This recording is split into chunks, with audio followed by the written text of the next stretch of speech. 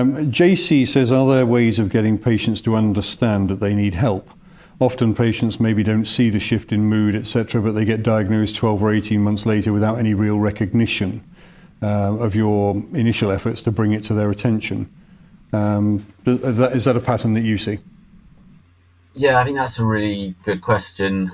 I think the thing that immediately comes to my mind is that ultimately whatever we think about patient-centered care, which I'm sure we all agree with, there is still a hierarchy in the relationship. And ultimately that does give you an opportunity, probably more than many other people, to kind of make them actually think and think again.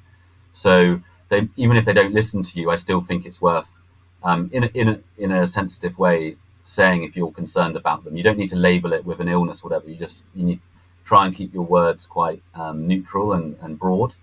But just, for example, if it was I'm just trying to make it more contextual, but, if this is someone who's been coming in for the last 3 to 6 months, the way in which they're talking about things, lots of negativity, you're feeling like they're more stressed, you're feeling in their body that things are moving. I think it would be very helpful to say, I've been seeing all of this and we're doing great work here, but I think then you might need some help elsewhere, and these would be the places I'd go.